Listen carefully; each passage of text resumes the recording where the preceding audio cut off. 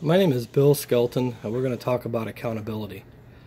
I've spent the last 14 years as a basketball coach at various levels, 12 years of that as a head coach and 2 years as an assistant coach at the high school level. And ahead of that, I had 10 years of playing experience. Accountability, by definition, is the fact or condition of being accountable or responsible.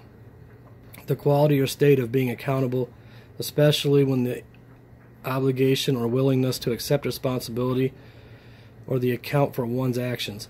Synonyms for that: responsibility, liability, answerability. Accountability really is just taking responsibility for your own actions, even when you know the consequences are not going to be enjoyable. It's kind of like stepping up to the plate.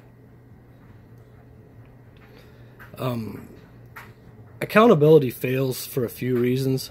Some of the reasons why accountability fails is that people don't want it to be their fault. They're kind of afraid of what the repercussions are going to be.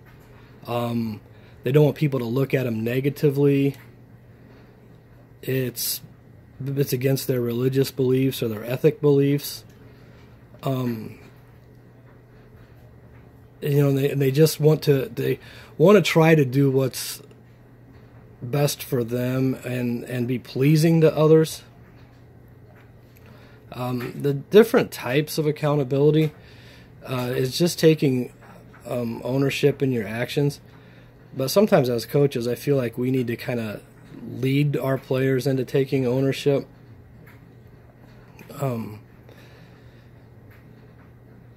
just, helping them to take responsibility and ownership in their actions by being good teammates and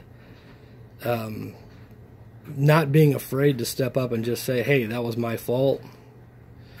One example where I kind of had a lesson in accountability. I was coaching a 6th grade team, and when we got to the school, we had our first practice there, and shortly after that, I got a phone call from the school that they had found 9 cartons of milk that had been taken out of the cooler and drank and thrown into an empty trash can.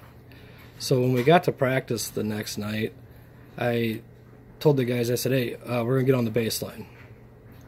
Put them on the baseline. We ran 9 wind sprints, 1 for each carton of milk. And then I said, I got a call from the school that they had 9 cartons of milk that were stolen out of the cooler. Does anybody know anything about it?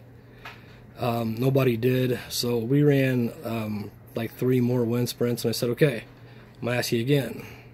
Does anybody know anything about the cartons of milk that were stolen? A few guys stepped up, and I asked them how many cartons they took. We added the numbers up, and it wasn't quite enough. So I said, well, we're going to continue to run until we get to the bottom of this. And then right away, a few more guys stepped up. We added up what they all had said they had taken, and it added up to the 9 cartons. So I made each one of them bring a quarter the next night to pay for the milk that was taken out of the cooler. And from kind of that point on, we really didn't have a lot of problems with accountability, because they knew that if they stepped up and just took responsibility for their actions, they probably could have gotten by with just paying the 25 cents for the carton of milk that they took and not had to go through all the wind sprints ahead of that. So with accountability in sports, it's kind of like, we want our players to understand that, you're going to make mistakes, and just kind of step up and take responsibility for it. Don't make excuses, blame it on your teammates, whine, complain about it. It's about just, doing your job 100% of the time. Being a good teammate, working as a team. One of the things that we push here is we talk about the fist mentality.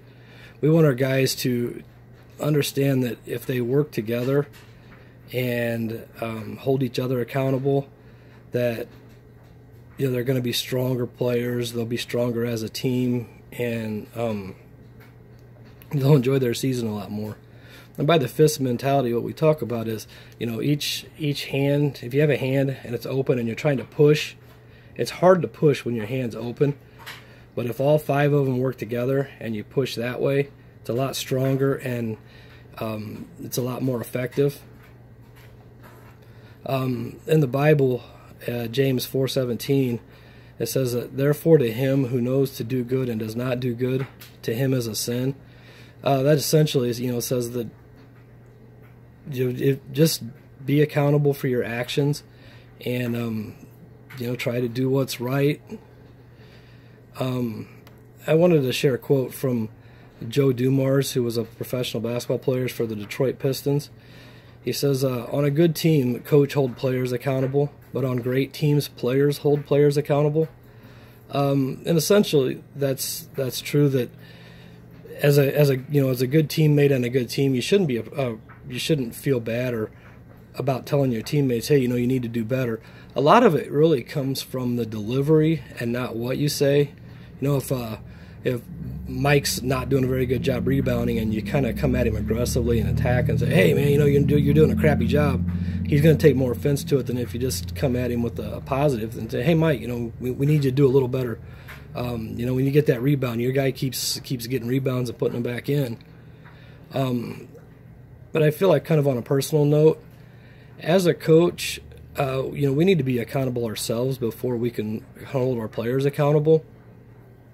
And that reminds me of a quote that I heard from a coach's clinic that I was at about leading by example and being the lead duck. And essentially what that means is, if you see the flying V of ducks in the air, the one that's out front is the one that's leading, and all the other ducks are following him. So if you want to be a good leader and a good coach, you need to hold yourself accountable too, and then your players will follow. So to wrap it up, accountability is just taking responsibility for your actions. And if you know that it's bad, just try to avoid from from doing it, and just being a good teammate all around. Thank you.